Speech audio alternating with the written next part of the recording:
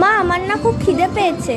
চলো, খিদে পেয়েছে যখন তোমাকে চিড়ে ভাজা দিচ্ছি, চিড়ে ভাজা খাও। না, চিড়ে ভাজা খাবো না। তাহলে চিড়ে দিয়ে কিছু বানিয়ে দেবো আজকে। এ দেখো, এখানে আমি দিলাম চিড়ে, দিলাম ময়দা, শুকনো নারকোল, দিলাম এবার সাদা তিল, এবার দেব ময়াম, তারপরে দিলাম নুন, চিলি ফ্লেক্স, আর দিয়ে দিলাম রসুন বাটা। এবার হলো মেন ইনগ্রেডিয়েন্ট, চিকেন কিমা দিয়ে ভালো করে মেখে নিলাম।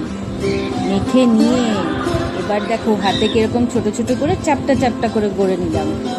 গড়ে নিয়ে এবার তার মধ্যে একটা ফোর্ক দিয়ে পেটগুলো ফুটো করে দিলাম। ফুটো করে ঘি আর সাদা তেলে এবার ক্রিস্পি করে ভেজে একদম লাল লাল করে তুলে নেব।